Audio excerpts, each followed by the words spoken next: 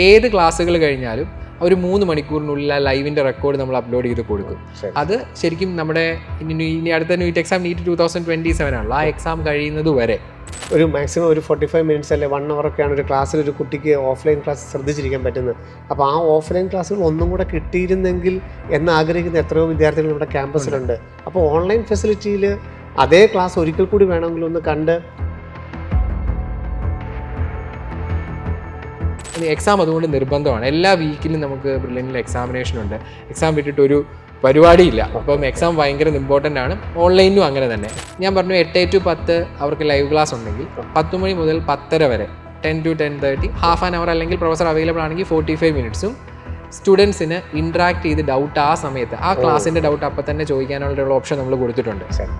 ആ ലൈവ് എടുക്കുന്ന പ്രൊഫസറിനോട് തന്നെ അവർക്ക് ചോദിച്ച് മനസ്സിലാക്കാം. ഞാൻ പറയാം ഓൺലൈനിൽ ഇപ്പോൾ എക്സാം നടക്കുന്നത് 2 PM to 5 PM ആണ്. 5 PM കഴിഞ്ഞ് ഒരു 5 മിനിറ്റ് കഴിയുമ്പോഴേ അവർക്ക് ഈ ക്വസ്റ്റ്യൻ പേപ്പറിൻ്റെ ഡീറ്റെയിൽഡ് ആയിട്ടുള്ള കീ നമ്മൾ PDF ആയിട്ടുള്ളത് പ്രൊവൈഡ് ചെയ്യും. ആ കീ വെച്ച് തന്നെ സ്റ്റുഡൻസിന് അവർക്ക് അന്ന് വന്ന് തിരുത്തുകൾ റെഫർ ചെയ്ത് തുടങ്ങാം.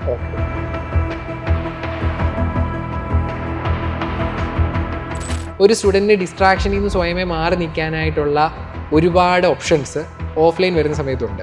ഓൺലൈനിൽ ശരിക്കും ഡിസ്ട്രാക്ഷൻസ് എല്ലാം നമ്മുടെ ചുറ്റും ഇങ്ങനെ ഒരു വിരൽത്തുമ്പിൽ ഇങ്ങനെ അവൈലബിൾ ആണ്. ഒരു കൊച്ചിനെ ഇപ്പോൾ ഓൺലൈൻ ചെയ്യുന്ന ഒരു സ്റ്റുഡൻറ്റിനെ നമുക്ക് കംപ്ലീറ്റ് ആയിട്ട് എല്ലാ തരം ഡിജിറ്റൽ ഡിവൈസിൽ നിന്ന് മാറ്റി നിർത്താൻ പറ്റില്ല. അങ്ങനെ അവർക്ക് എങ്ങനെ അത് യൂസ് ചെയ്യാൻ പറ്റില്ല. അപ്പോൾ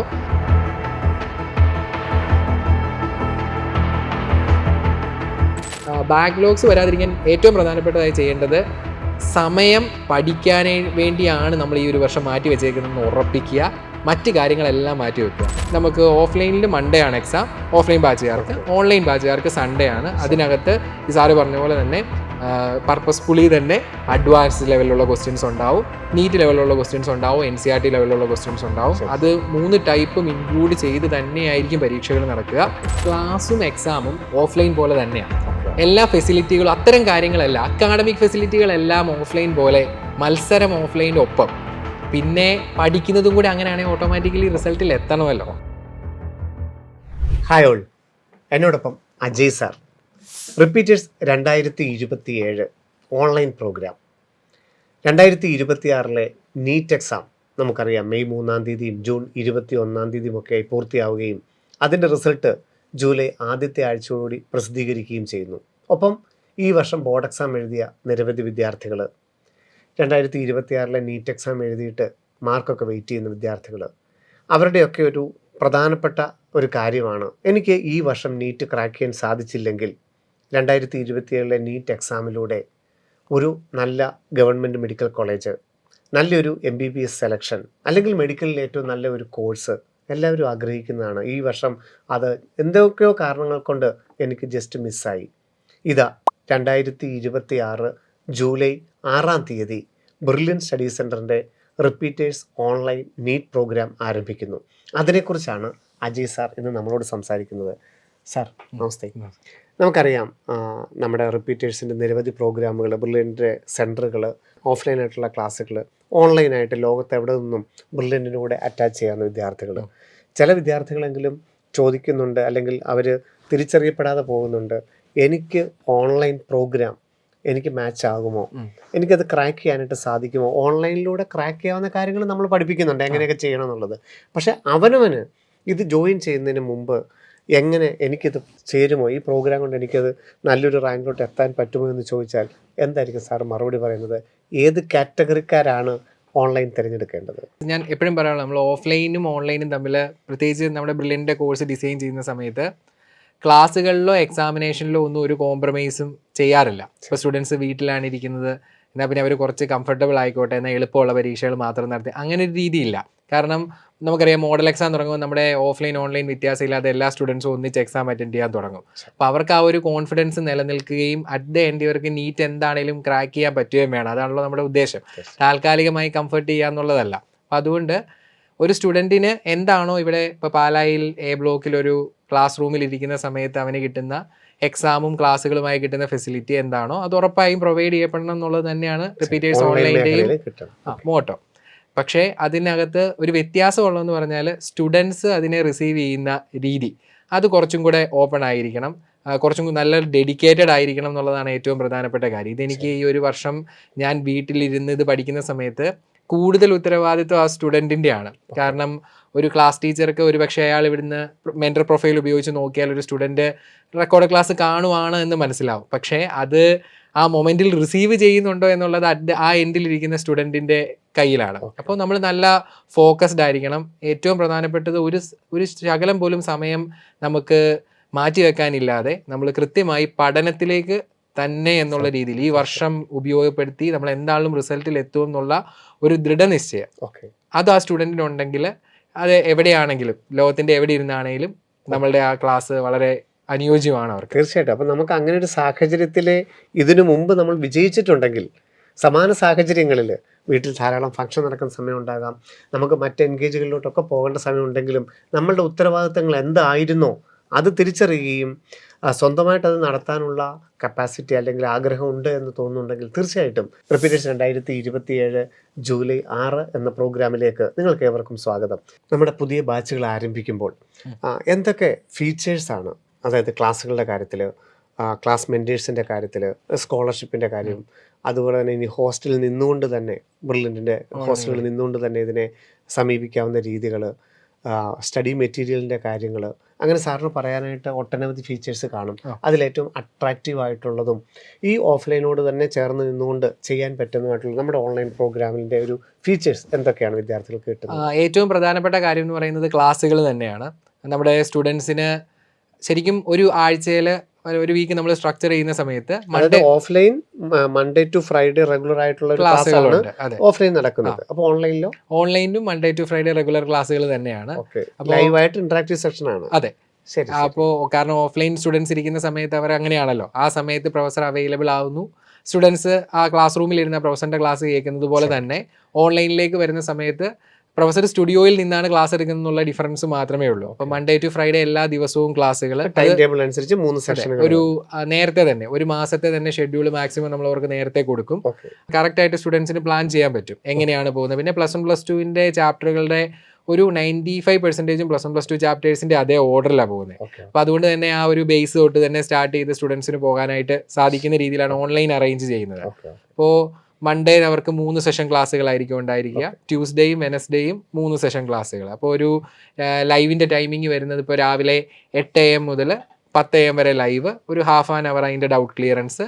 ഇപ്പോൾ 11 AM to 1 PM അടുത്ത ലൈവ്, ആ ½ ആൻ അവർ അതിൻ്റെ doubt clearance. Evening 3 PM to 5 PM അടുത്ത ലൈവ്, അതിൻ്റെ ഡൗട്ട് ക്ലിയറൻസ്. ഈ രീതിയിലാണ് ആദ്യത്തെ 3 ദിവസങ്ങൾ, മൺഡേ ട്യൂസ്ഡേ വെനസ്ഡേ.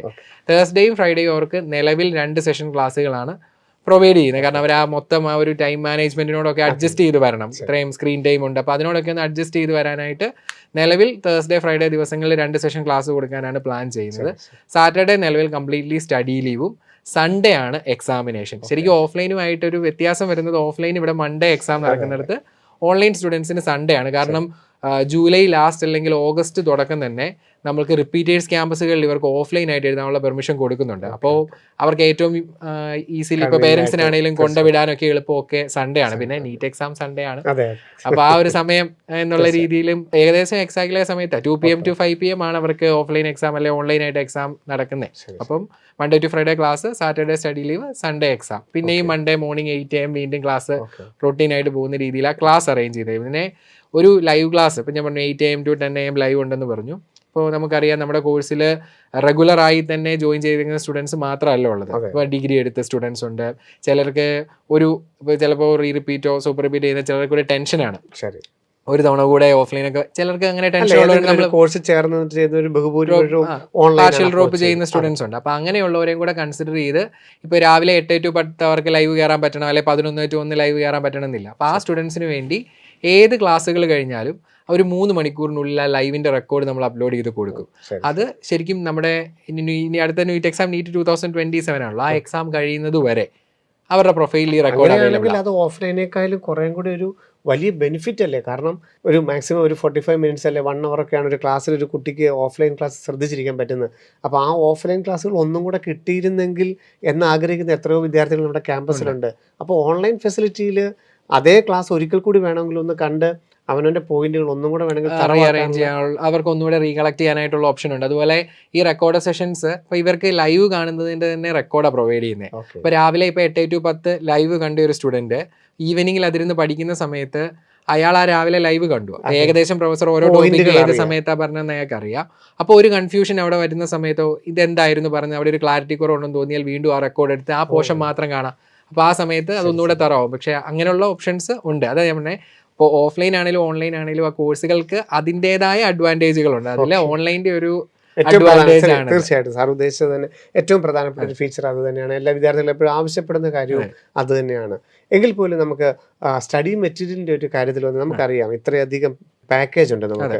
അപ്പോൾ ഇതിനെ എങ്ങനെ ഉപയോഗിക്കണം, ഇതിൽ ഓരോന്നും നമ്മൾ നമ്മുടെ അനുസരിച്ച് വർക്ക് ബുക്ക് ഉണ്ട്, അതുപോലെ തന്നെ പ്രീവിയസ് ക്വസ്റ്റൻ ഉണ്ട്, ക്ലാസ് നോട്ട് ഉണ്ട്, ബ്രെയിൻ പോയിന്റർ ഉണ്ട്, പല തരത്തിലാണ് നമ്മളിതിന്. ഈ വിദ്യാർത്ഥിക്ക് ഇത് എങ്ങനെയൊക്കെയാണ് ഉപയോഗിക്കേണ്ടത് എന്നുള്ളത് എങ്ങനെ മനസ്സിലാവും, അല്ല എന്തൊക്കെയാണ് സ്റ്റഡി മെറ്റീരിയൽ പാക്കേജ്? ശരിക്കും പറഞ്ഞാൽ 27 ടെക്സ്റ്റ് ബുക്കുകൾ അടങ്ങിയതാണ് ആ നമ്മുടെ സ്റ്റഡി മെറ്റീരിയലിന്റെ ഒരു PDF ആണോ അതോ പ്രിന്റഡ് ആണോ? അതായത് ഓൺലൈൻ കോഴ്സ് സെലക്ട് ചെയ്യുന്ന സമയത്ത് സ്റ്റുഡൻസിന് 2 ഓപ്ഷൻ ഉണ്ട്. ഒന്നെങ്കിൽ അവർക്ക് വിത്ത് മെറ്റീരിയൽ കോഴ്സ് സെലക്ട് ചെയ്യാം.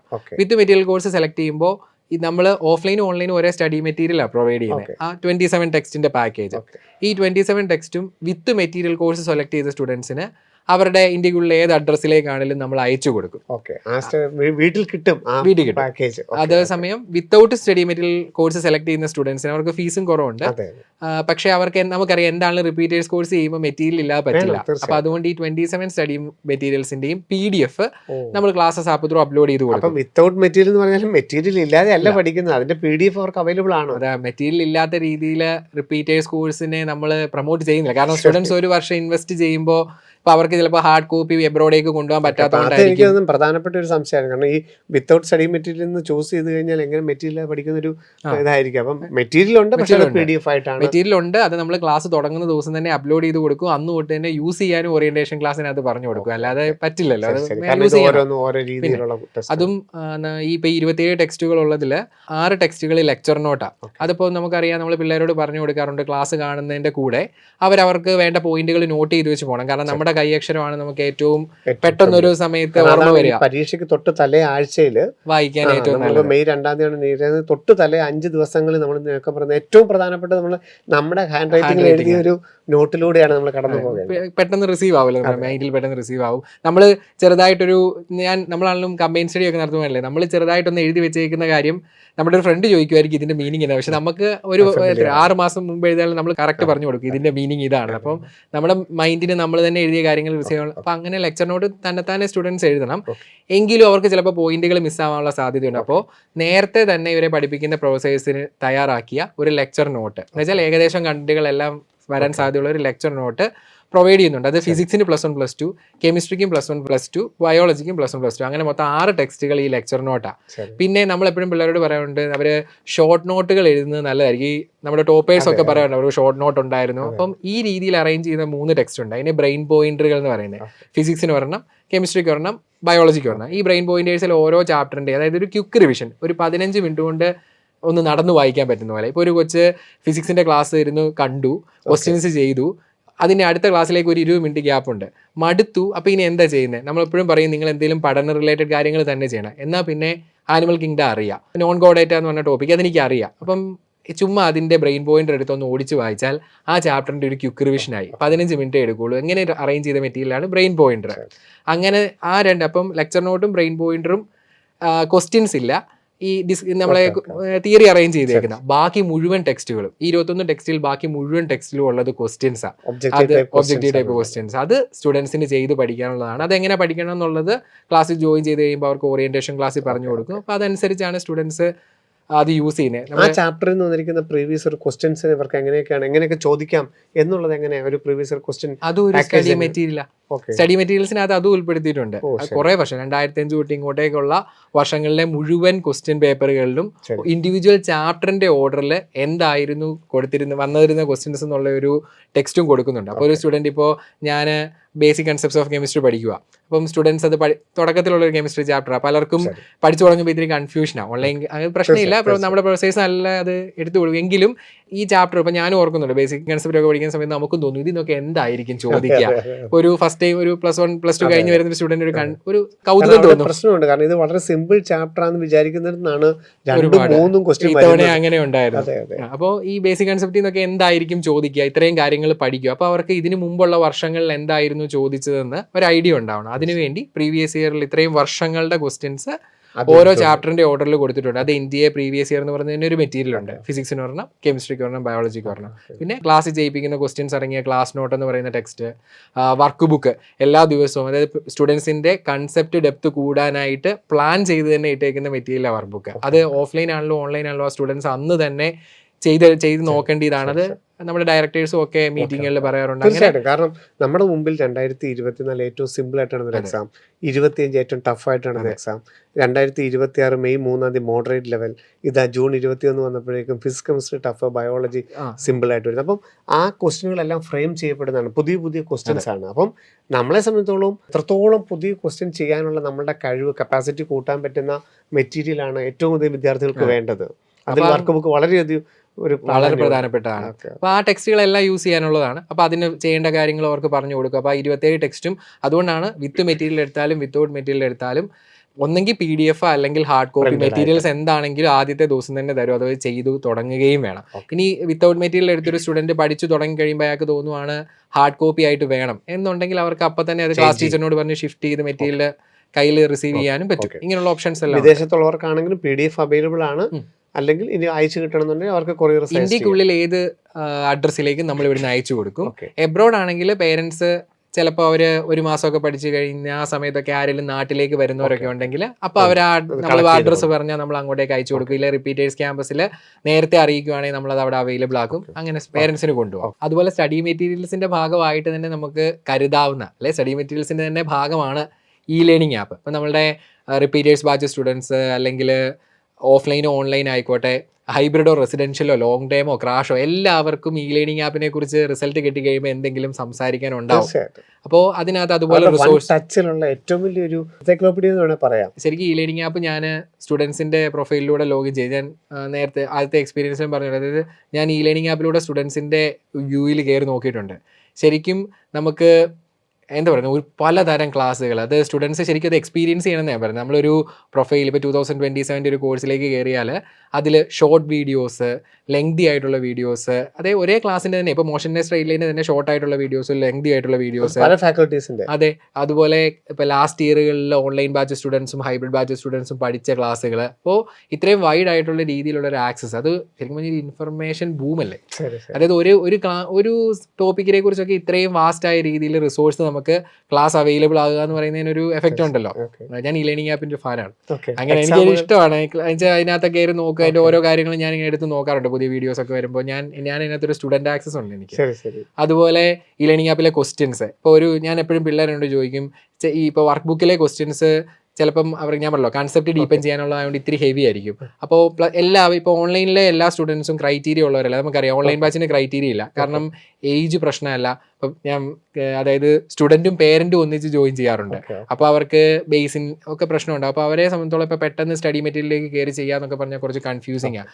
അതിനുവേണ്ടി ലെവൽ 1 ക്വസ്റ്റ്യൻ തൊട്ട് ഓരോ ചാപ്റ്ററിൽ നിന്ന് level 1 question, level 2 question, level 3, level 4, അത് ഈസി, മീഡിയം, ഹാർഡ്, നീറ്റ് എന്നുള്ള രീതിയിൽ അറേഞ്ച് ചെയ്തിട്ടുണ്ട്. അപ്പം നമ്മളിപ്പോൾ ഏത് ലെവലിലാണെന്ന് നമുക്കറിയാമെങ്കിൽ അതനുസരിച്ച് ക്വസ്റ്റ്യൻസ് ചെയ്യാം. അപ്പം നമുക്ക് അവിടെ നമ്മളോട് തന്നെ മത്സരിക്കാം. റേഞ്ച് മാറി അപ്പം ഒരു സ്റ്റുഡൻറ്റിന് അയാളുടെ ഇമ്പ്രൂവ്മെൻറ്റ് കറക്റ്റായിട്ട് മെഷർ ചെയ്യാൻ പറ്റും. ഇത് വേറൊരാൾ ഒബ്സർവ് ചെയ്യേണ്ട, നമുക്ക് സ്വയം നമ്മുടെ ഇമ്പ്രൂവ്മെൻറ്റ് മനസ്സിലാക്കാൻ പറ്റുന്ന രീതിയിലായിരുന്നു അതിൻ്റെ ഒരു അറേഞ്ച്മെൻറ്റ്. അതുപോലെ എനിക്ക് ഏറ്റവും ഇഷ്ടപ്പെട്ട ഒരു ഫീച്ചറാണ് സ്റ്റുഡൻസിനും, എനിക്കല്ല, ഞാൻ സ്റ്റുഡൻറ്റ് ലോഗിനുള്ളതുകൊണ്ട് അങ്ങനെ പറഞ്ഞത്, അതായത് കസ്റ്റം എക്സാം. ഇപ്പം ഞാൻ ഓരോ ബാച്ചിനും ഇപ്പോൾ നമുക്കറിയാം, ഇപ്പോൾ ഓഫ്ലൈൻ്റെ ഒരു ഗ്രൂപ്പിന് ഒരു എക്സാം ആയിരിക്കും, അതേ സെൻട്രലിലുള്ള ഗ്രൂപ്പിന് വേറൊരു ടോപ്പിക്കിലായിരിക്കും എക്സാം.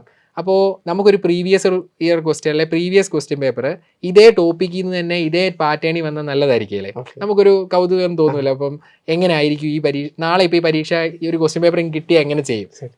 അപ്പോൾ നാളെ എനിക്ക് സപ്പോസ് ഫിസിക്സിൽ നിന്ന് ലോസ് ഓഫ് മോഷൻ, ഇപ്പോൾ കെമിസ്ട്രിയിൽ നിന്ന് സ്ട്രക്ചർ ഓഫ് ആറ്റം, ബയോളജിയിൽ നിന്ന് മേ ബി ആനിമൽ കിങ്ഡം, ഈ ചാപ്റ്ററുകളാണ് പരീക്ഷ എന്ന് വിചാരിക്കുക. ഞാൻ ഇന്ന് ഈ ആഴ്ച ആ ടോപ്പിക്കിൻ്റെ ക്ലാസ് കണ്ടു, ശനിയാഴ്ച ഇരുന്ന് നല്ലപോലെ പഠിച്ചു, എനിക്ക് നാളെ പരീക്ഷയാണ്. അപ്പോൾ എനിക്ക് ഒരു ആഗ്രഹം തോന്നുവാണ്, എങ്ങനെ ഒരു ക്വസ്റ്റ്യൻ പേപ്പർ ആ ടോപ്പിക്കിൽ നിന്ന് തന്നെ കിട്ടിയാവുന്ന ചെയ്ത് നോക്കാറുന്നില്ല. അപ്പോൾ മെറ്റീരിയൽസിൽ ചാപ്റ്റർ വൈസ് ക്വസ്റ്റ്യനാണ് കൊടുത്തേക്കുന്നത്. അപ്പോൾ എനിക്കൊന്ന് ആഗ്രഹം ഇങ്ങനെ തന്നെ ഒരു Exam ആയിട്ട് തന്നെ ഒന്ന് അറ്റൻഡ് attend ചെയ്യണം. അപ്പോൾ ഇവിടെ കസ്റ്റം എക്സാം എന്ന് പറഞ്ഞൊരു ഓപ്ഷൻ ഉണ്ട്. അപ്പോൾ ഞാൻ ലോസ് ഓഫ് മോഷൻ സെലക്ട് ചെയ്യുന്നു, 45 ക്വസ്റ്റ്യൻ. അപ്പോൾ എനിക്ക് തോന്നുന്നു വലിയ കട്ടിയാണെങ്കിൽ എനിക്ക് പേടിയാണ്, വേണ്ട മീഡിയം ലെവൽ സെലക്ട് ചെയ്യാം. എന്നിട്ട് ഇപ്പോൾ കെമിസ്ട്രി ആണെങ്കിൽ ഇപ്പോൾ സ്ട്രക്ചർ ഓഫ് ആറ്റം സെലക്ട് ചെയ്യുന്നു, അതിൽ നിന്ന് ഫിസിക്സ് മീഡിയം ആണല്ലോ, എന്നാൽ പിന്നെ ഇത് ഇച്ചിരി ലെവൽ കൂട്ടിയിട്ടേക്കാം, ഞാൻ ഹാർഡ് ലെവൽ കൊടുക്കുന്നു. ബയോളജി ഇന്ന് എനിക്ക് സിമ്പിൾ മതി, അപ്പോൾ ഞാൻ ആനിമൽ കിങ്ഡം സെലക്ട് ചെയ്യണം, സമയം ബാലൻസ് കോൺഫിഡൻസ് പോരുന്നില്ല. അപ്പോൾ ബയോളജി ഞാൻ ആനിമൽ കിങ്ഡം സെലക്ട് ചെയ്യുന്നു, ഈസി ലെവൽ കൊടുക്കുന്നു, 90 ക്വസ്റ്റ്യൻ സെലക്ട് ചെയ്യുന്നു. അപ്പോൾ 3 മണിക്കൂറിൻ്റെ ഒരു എക്സാമിനേഷൻ ആക്റ്റീവ് ആവുക. ഡിസൈൻ ചെയ്യുകയാണ്. അതെ, നമുക്ക് അതിരുന്ന് അറ്റൻഡ് ചെയ്യാം. അപ്പോൾ അതിനകത്ത് കുറേ തിരുത്തുകൾ വരും. പലപ്പോഴും ഈ എക്സാമിന്റെ തലേ ദിവസം വൈകുന്നേരം ആകുമ്പോൾ പിള്ളേർക്ക് തോന്നുന്നത് ഇനി എന്നെ പഠിക്കാനുള്ളത്. തീർച്ചയായിട്ടും. അപ്പോൾ ഒരു എക്സാം വായിച്ച് പഠിച്ചു കഴിഞ്ഞു, പക്ഷെ ഒരു പരീക്ഷ എഴുതി കഴിയുമ്പോഴാണ് മനസ്സിലാകുന്നത് എന്തൊക്കെ ശ്രദ്ധിക്കാതെ പോയ പോയിന്റുകൾ. അപ്പോൾ അതൊന്ന് ശ്രദ്ധിക്കാം. ഞായറാഴ്ച രാവിലെ ഇരുന്ന് നോക്കിയതിന് ശേഷം എക്സാം എഴുതുമ്പോൾ നല്ല കോൺഫിഡൻസ് ആയിരിക്കും. അപ്പോൾ കസ്റ്റം എക്സാം. ഓക്കെ, അങ്ങനെ സർ. അതുപോലെ ഈ പരീക്ഷകളുടെ പ്രാധാന്യം നമ്മളിപ്പോൾ പറഞ്ഞു കഴിഞ്ഞേ ഉള്ളൂ. പലതരത്തിലുള്ള ക്വസ്റ്റ്യനുകൾ ക്യുമുലേറ്റീവ് ആയിട്ടുള്ളതാണെങ്കിൽ പോലും ചാപ്റ്ററുകൾ ക്ലബ് ചെയ്തിട്ടൊക്കെ ഉള്ള ക്വസ്റ്റ്യനുകളെല്ലാം വിദ്യാർത്ഥികൾ പ്രാക്ടീസ് ചെയ്യേണ്ടത് വളരെ അത്യാവശ്യമായിട്ടുള്ള കാര്യമാണ്. അപ്പം ഈ നമ്മുടെ ബ്രില്യൻറ്റിൻ്റെ പരീക്ഷാ രീതി, വീക്ക്ലി എക്സാമുകൾ, NCERT ബേസ്ഡ്, നീറ്റ് അഡ്വാൻസ്ഡ്, കാരണം ഇപ്പം 2026 നമ്മൾ നോക്കിക്കഴിഞ്ഞാൽ, പ്രത്യേകിച്ചും ജൂൺ 21 നോക്കിക്കഴിഞ്ഞാൽ, നമ്മൾ ആ നീറ്റ് അഡ്വാൻസ്ഡ് എന്നുള്ളൊരു കൺസെപ്റ്റ് കൊണ്ടുവന്നത് വിദ്യാർത്ഥികളിൽ എത്രത്തോളം മാറ്റങ്ങൾ ഉണ്ടാക്കുന്നുണ്ട് അല്ലേ? അപ്പം ബ്രില്യൻറ്റിലെ ആ എക്സാമിൻ്റെ രീതി എങ്ങനെയാണ് ഓൺലൈൻ വിദ്യാർത്ഥികൾക്ക് അവരെന്തൊക്കെയാണ് ശ്രദ്ധിക്കേണ്ടത് അതിൽ? ശരിക്കും എക്സാമിനേഷൻസ് എന്ന് പറയുന്നത് അത് നമ്മളുടെ മോഡൽ എക്സാമിനേഷൻസിൻ്റെത് ഒരു സെപ്പറേറ്റ് ലീഗ് തന്നെയാണ്. അല്ലാതെ വീക്ക്ലി എക്സാമിനേഷൻസിൻ്റെ സമയത്താണെങ്കിലും അവർക്ക് ആഴ്ച പഠിപ്പിക്കുന്ന ടോപ്പിക്കുകളിൽ നിന്നുള്ള എക്സാം, ഈ എക്സാം എഴുതുന്നതിൻ്റെ ഒരു ഇമ്പോർട്ടൻസ് ഒരു കോമ്പറ്റേറ്റീവ് എക്സാമിനേഷനെ സംബന്ധിച്ചോളം വളരെ പ്രധാനപ്പെട്ടതാണ്. കാരണം ഞാനത് മനസ്സിലാക്കിയേക്കുന്നതെന്ന് പറഞ്ഞാൽ, സ്റ്റുഡൻസ് ഒരാഴ്ച ക്ലാസ് ഇരുന്ന് കാണുന്നു, അവരെ കൊണ്ട് പറ്റാവുന്ന രീതിയിലുള്ള ക്വസ്റ്റ്യൻസ് അവരുടെ ഒരു മൈൻഡിൻ്റെ ഒരു ഇത് വെച്ചിട്ട് എക്സ്പ്ലോർ ചെയ്യുന്നു, ക്വസ്റ്റ്യൻസ് ചെയ്യുന്നു. പക്ഷേ എപ്പോഴും കൂടുതൽ സമയത്തും പഠിക്കുന്ന സമയത്ത് ഒരു ഇൻടേക്കാണ് നടക്കുക. ഇപ്പോൾ നമ്മൾ കൊടുക്കുന്ന മെറ്റീരിയൽസ് അല്ലെങ്കിൽ ലൈബ്രറി ടെക്സ്റ്റിൽ നിന്നെല്ലാം ഇൻഫർമേഷൻസ് ഗ്യാദർ ചെയ്തുകൊണ്ടേ ഇരിക്കുക. ഇപ്പോൾ ഒരു ക്വസ്റ്റ്യൻ തെറ്റി ഉടനെ പ്രൊഫസേഴ്സിനോട് ചോദിക്കുന്നു, ആ കൺസെപ്റ്റ് റിലേറ്റഡ് കുറേ കാര്യങ്ങൾ മൈൻഡിലേക്ക് എടുക്കുന്നു, ഷോർട്ട് നോട്ടിൽ ആഡ് ചെയ്യുന്നു, ഇൻഫർമേഷൻസ് ഇങ്ങനെ സ്റ്റോർ ചെയ്യപ്പെടുക. അപ്പോൾ ഇതിനെ ഒന്ന് ഇടയ്ക്ക് റീകോൾ ചെയ്യാന്നുള്ള ഒരു പ്രോസസ്സ് നടക്കണം. അതിന് എക്സാമാണ് ഏറ്റവും ഹെൽപ്പ് ചെയ്യുക.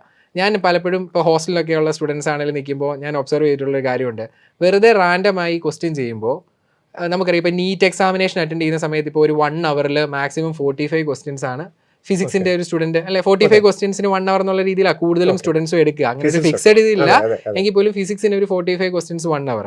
അപ്പോൾ 1 hour കിട്ടുവാണെങ്കിൽ കെമിസ്ട്രിയുടെ ഒരു 50 ക്വസ്റ്റ്യൻ ഒക്കെ വരെ ചെയ്യായിരിക്കും. 45 നീറ്റിനുള്ളൂ, പക്ഷേ 50 വരെ ചെയ്യായിരിക്കും. ഇപ്പോൾ ബയോളജി ആണെങ്കിൽ ഒരു മണിക്കൂറിൽ അവർ എന്താണെങ്കിലും 90 ക്വസ്റ്റ്യൻ ചെയ്യുന്നുണ്ട്. ഇവർ ഇപ്പം പ്രാക്ടീസ് ചെയ്യുന്ന സമയത്ത്, അതായത് ഹോസ്റ്റലിലിരുന്നോ വീട്ടിലിരുന്നൊക്കെ പ്രാക്ടീസ് ചെയ്യുമ്പോൾ പലപ്പോഴും പഠിക്കാനായിട്ട് ഇത് ചെയ്യുന്നത് കൊണ്ട് ഒരു ക്വസ്റ്റ്യൻ 1.5 മിനിറ്റ് 2 മിനിറ്റ് ഒക്കെ എടുക്കും, ബോധേഡല്ല. പക്ഷേ ഒരു എക്സാം അറ്റൻഡ് ചെയ്യുമ്പോൾ എത്ര സമയത്തെക്കുറിച്ച് ബോധേഡ് അല്ലാത്ത സമയത്തുള്ള സ്റ്റുഡൻ്റ് ആണെങ്കിലും ആ സമയത്ത് ഈ രീതി, അതായത് ടൈം ബൗണ്ട് എന്ന് പറയുന്ന ഒരു സംഭവത്തിലേക്ക് വരും. ഈ ടൈംലി ആയിട്ട് ക്വസ്റ്റ്യൻ ചെയ്യുമ്പോൾ ക്രിയേറ്റ് ചെയ്യപ്പെടുന്ന ഒരു ധൃതിയുണ്ട്. ഈ ധൃതി സ്റ്റുഡൻസ് എക്സ്പീരിയൻസ് ചെയ്യണം, എങ്കിലേ ഉള്ളൂ കോമ്പറ്റേറ്റീവ്. കാരണം അല്ലെങ്കിൽ നമ്മൾ അതായത് ഇപ്പോൾ ഒരു 100 മീറ്റർ കോമ്പറ്റീഷന് നമ്മൾ വീട്ടിൽ നടന്ന് പ്രാക്ടീസ് ചെയ്യുന്ന പോലെ ഇരിക്കും. ചെയ്യുന്നുണ്ടോ എന്ന് ചോദിച്ചാൽ ചെയ്യുന്നുണ്ട്, 100 മീറ്റർ പോകുന്നുണ്ട്, പക്ഷേ സമയം വെച്ചത് ഓക്കെ അല്ലാത്ത പോലെ എന്ന് എനിക്ക് ഫീൽ ചെയ്യാറുണ്ട്. അപ്പം അത് എക്സാം അതുകൊണ്ട് നിർബന്ധമാണ്. എല്ലാ വീക്കിലും നമുക്ക് ബ്രില്യൻറ്റിൽ എക്സാമിനേഷൻ ഉണ്ട്. എക്സാം വിട്ടിട്ടൊരു പരിപാടിയില്ല. അപ്പം എക്സാം ഭയങ്കര ഇമ്പോർട്ടൻ്റ് ആണ്. ഓൺലൈനിലും അങ്ങനെ തന്നെ. ആകെയുള്ള വ്യത്യാസം, നമുക്ക് ഓഫ്ലൈനിൽ മൺഡേ ആണ് എക്സാം ഓഫ്ലൈൻ ബാച്ചുകാർക്ക്, ഓൺലൈൻ ബാച്ചുകാർക്ക് സൺഡേ ആണ്. അതിനകത്ത് ഈ സാറ് പറഞ്ഞ പോലെ തന്നെ പർപ്പസ്ഫുള്ളി തന്നെ അഡ്വാൻസ്ഡ് ലെവലിലുള്ള ക്വസ്റ്റ്യൻസ് ഉണ്ടാവും, നീറ്റ് ലെവലിലുള്ള ക്വസ്റ്റ്യൻസ് ഉണ്ടാവും, NCERT ലെവലിലുള്ള ക്വസ്റ്റ്യൻസ് ഉണ്ടാവും. അത് 3 ടൈപ്പും ഇൻക്ലൂഡ് ചെയ്ത് തന്നെയായിരിക്കും പരീക്ഷകൾ നടക്കുക.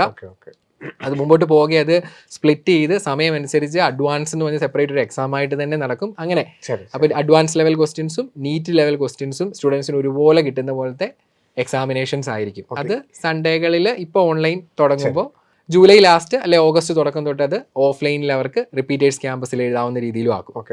ഞാൻ ആദ്യം വന്നപ്പോൾ മുതൽ തന്നെ ബ്രില്യൻറ്റിൽ ഏറ്റവും അധികം ശ്രദ്ധിച്ചതും അല്ലെങ്കിൽ ഏറ്റവും അധികം അട്രാക്റ്റീവ് ആയിട്ട് തോന്നുകയാണ് ക്ലാസ് മെന്റർഷിപ്പ്.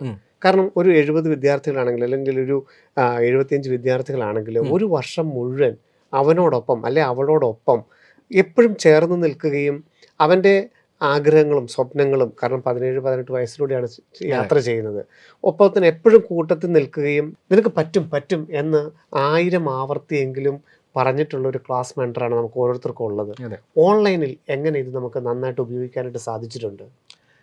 ഓൺലൈൻ കോഴ്സിന് ഇപ്പോൾ നമ്മുടെ എപ്പോഴും നമ്മൾ റിസൾട്ട് കിട്ടുന്ന സ്റ്റുഡൻസിൻ്റെ റെസ്പോൺസിൽ നിന്നാണല്ലോ നമുക്കൊരു ഫീഡ്ബാക്ക് എപ്പോഴും കിട്ടുക. അപ്പോൾ ഗൂഗിൾ ഫോം ഒക്കെ കൊടുത്ത് ഇവർക്ക് എപ്പോഴും ഇവാലുവേഷൻ എടുക്കും. എങ്കിലും റിസൾട്ട് കിട്ടിയതിന് ശേഷം വരുന്ന സ്റ്റുഡൻസിൻ്റെ റെസ്പോൺസിൽ നല്ല അവരുടെ പേരൻസിന് ക്ലാസ് മെൻറ്റേഴ്സിനോടുള്ളൊരു സ്നേഹത്തിൽ നിന്നും അവർ വളരെ ഇങ്ങനെ ഈഗർലി ക്ലാസ് മെൻറ്ററിനെ ഇങ്ങനെ അന്വേഷിക്കും. അപ്പം ഞങ്ങൾ കോർഡിനേറ്റേഴ്സൊക്കെ ഫ്രണ്ടിലുണ്ട്, അപ്പോൾ കൺഗ്രാജുലേഷൻ ഒക്കെ പറയാം. അവർ ഹാപ്പി ആണെങ്കിലും അവരെപ്പോഴും ഇപ്പോൾ നമ്മുടെ വിക്ടറി ഡേ അഡ്ലക്സിൽ വെച്ച് നമ്മുടെ വിക്ടറി ഡേ നടക്കും. അപ്പോൾ ഞാൻ ട്രോഫി ഒക്കെ ഉള്ള സെക്ഷനിലായിരുന്നു. അപ്പോൾ ആദ്യം കാണുന്നത് ഞങ്ങളെയാ. പക്ഷെ അപ്പോഴും ഒരു ഫോട്ടോ എടുത്ത് കഴിയുമ്പോഴേ അവർ ആദ്യമേ ചോദിക്കുന്നത് ടീച്ചർ എവിടെയാ. തീർച്ചയായിട്ടും ഞാൻ എയിംസ് ഡൽഹി ഉൾപ്പെടെ ഒരുവിധപ്പെട്ട എല്ലാ മെഡിക്കൽ കോളേജുകളിലും IIT NIT ഒക്കെ പോയിട്ടുണ്ട്. എപ്പോഴും അവരാദ്യം അന്വേഷിക്കുന്നത് ക്ലാസ് മെൻറ്ററെയാണ്. ഒരിക്കലും ഒരു നമ്മളെപ്പോലെ ഫ്രണ്ട് എൻഡിൽ നിൽക്കുന്ന ആൾക്കാരെയോ അല്ലെങ്കിൽ കോർഡിനേറ്റേഴ്സിനോ ഡയറക്ടേഴ്സിനോ ഒക്കെ ആദ്യം അതിപ്പോഴും ഇൻട്രാക്ഷൻ പ്രധാനം.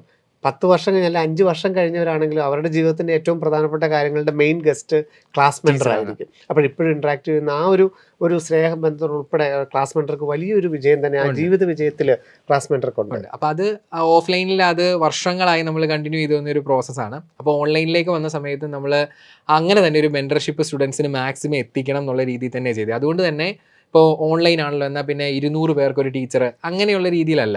ഇപ്പോൾ ഓഫ്ലൈനിൽ ഇവിടെ വന്നാൽ നമുക്കറിയാം ഇപ്പോൾ 65 to 70 അല്ലെ 75 സ്റ്റുഡൻസിന് ഒരു ക്ലാസ് ടീച്ചർ, ഒരു ക്ലാസിന്റെ ഗ്രൂപ്പ് അങ്ങനെയല്ലേ. അപ്പോൾ ആ ബാച്ചിന് ഒരു പേരുണ്ടാവും. ഇപ്പോൾ P1 അല്ലെ P2 അല്ലെ P3.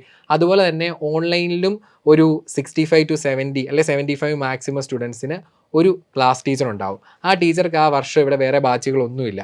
ആ ഒരു ബാച്ചിനെ അത് എത്ര ആ 75 സ്റ്റുഡൻസിനെ റിസൾട്ട് എത്തിക്കുന്നത് വരെ ആ ബാച്ചിനെ നോക്കുന്നതും അത് ആ ക്ലാസ് ടീച്ചറിന്റെ സ്വന്തമാണ് ആ ബാച്ച്.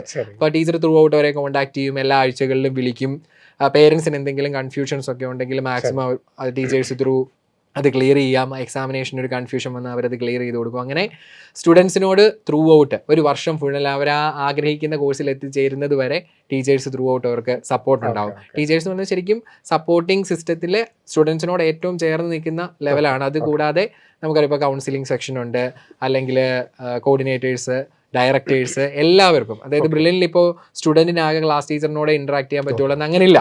അവർക്ക് ആരെയാണോ ഇന്ററാക്ട് ചെയ്യാൻ ഏത് സെക്ഷനിലേക്ക് വേണേലും മുഴുവൻ സർവീസുകളും ഒരു സ്റ്റുഡൻറ്റ് അത് ആ ആഗ്രഹിക്കുന്ന സ്റ്റുഡൻറ്റിന് ആ കാര്യം എത്തിക്കുക, അതുവഴി റിസൾട്ടിൽ എത്തിക്കുക. അതാണ് നമ്മൾ എപ്പോഴും ശ്രമിക്കുന്നത്. അതുകൊണ്ട് മെന്റർഷിപ്പ് അതിൻ്റെ ഏറ്റവും സ്റ്റുഡൻസിനോട് ചേർന്ന് നിൽക്കുന്ന ഒരു സൈഡാണെന്നും അത് മാക്സിമം കൊടുക്കുന്നുണ്ട്. ശരി, നമുക്കറിയാം ഈ ഇപ്പോൾ ഓഫ്ലൈനിൽ എത്തുമ്പോൾ നമുക്കറിയാം ക്ലാസ്സിൽ നിന്ന് നന്നായിട്ട് ഇൻട്രാക്ട് ചെയ്യാനായിട്ട് സാധിക്കുന്നുണ്ട്. ഡൗട്ട് ക്ലിയറൻസിന് ധാരാളം ഓപ്പർച്യൂണിറ്റീസ് ഉണ്ട്.